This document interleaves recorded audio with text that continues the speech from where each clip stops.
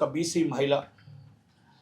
ఆమె ఆమె ఒక ఈజ్ అ పొలిటికల్ లీడర్, ప్రజల మనిషి, ప్రజల కోసమే ఉండే మనిషి. ఆమె ప్రజల కోసమే బతికింది, ప్రజల కోసమే ఉంది, ప్రజలతోనే ఉంది.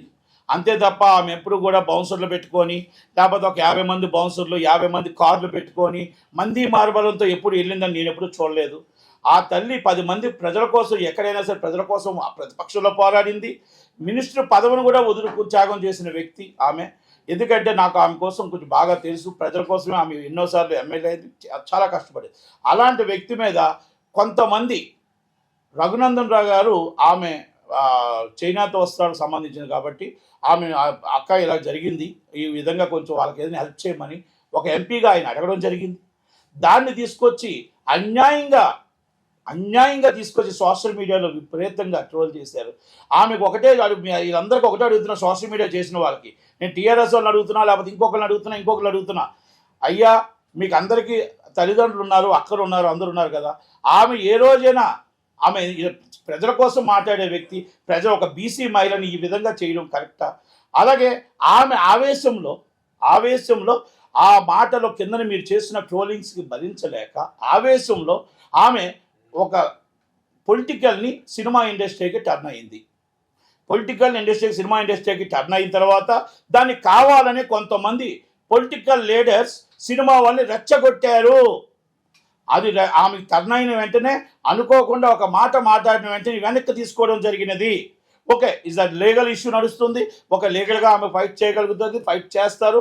నిజానికి ఆమె గెలుస్తుంది, నిజంగా కంపల్సరీ న్యాయం గెలుస్తుంది, కంపల్సరీ లీగల్గా ఫైట్ చేసి ఆమె గెలగలుగుతారు. కానీ నేను ఒకటే అడుగుతున్నా అందరినీ, మరి ఇంతకుముందు రేణు దేశాయ్ గారు, ఇంతకుముందు భువనేశ్వరమ్మ గారు, ఇంతకుముందు రజనీకాంత్ గారు, మరి చాలామంది సినిమా వాళ్ళని ఇష్టం వచ్చినట్టు ట్రోల్ చేసేటప్పుడు మరి వీళ్ళందరూ ప్రకాష్ రాజ్ గారి దగ్గర నుంచి ఇంతమంది ఏమయ్యారు? మరి ఒక్క మహిళను పట్టుకొని ఇష్టం వచ్చిన ఆమె వెనక్కి తీసుకున్నాక మహేష్ కుమార్ గౌడ్ గారు మళ్ళా మాట్లాడి క్షమాపణ చెప్పిన తర్వాత కూడా ఆమెను ఇష్టం వచ్చిన మాట్లాడనేది ఇది పొలిటికల్ యాండ్ లేదా అని అడుగుతున్నా నేను. మరి ఈరోజు ఏమైనా ఒక ఆడపిల్ల మీద జరిగితే, అన్యాయం జరుగుతున్నప్పుడు ఒక్కలైనా ఇండస్ట్రీ నుంచి వస్తున్నారా అని అడుగుతున్నా. మాట్లాడింది ఆమె తప్పే.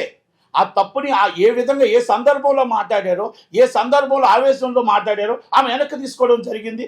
ఓకే, ఇది already as per law court జ్యుడిషిక్షన్లో ఉంది కాబట్టి కోర్టు వారిని వాళ్ళు చూసుకుంటారు. కానీ ఇంతమంది మాట్లాడేటప్పుడు, ఇంతమంది రజనీకాంత్ గారు అప్పుడు రేణు దేశాయ్ గారు ఏడ్చి కన్నీళ్ళు పెట్టుకొని చెప్పింది. ఇంతమంది మాట్లాడుతున్నప్పుడు మరి పోసాని కృష్ణమురళి గారు, మరి చిరంజీవి గారు వాళ్ళ అమ్మగారిని మాట్లాడుతున్నప్పుడు మరి ఇండస్ట్రీ అంత ఏమైంది? ఏం యాక్షన్ తీసుకుంది? రజనీకాంత్ గారిని మాట్లాడుతున్నప్పుడు ఏం యాక్షన్ తీసుకుంది?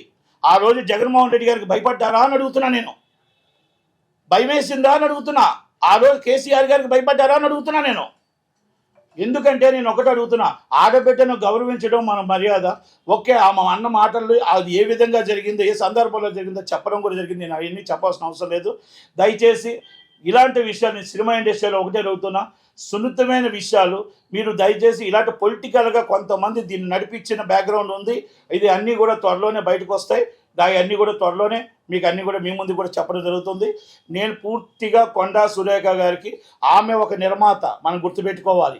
ఆమె ఒక నిర్మాత, నేను ఒక నిర్మాత కనుక దయచేసి ఆ ఎట్టి పరిస్థితుల్లో ఆమె న్యాయం తరపున పోరాడుతుంది. ఆమె పోరాటానికి నా పూర్తి మద్దతు ఉంటుంది. నాతో పాటు చాలామంది ఆమెకు మద్దతు ఇస్తారు.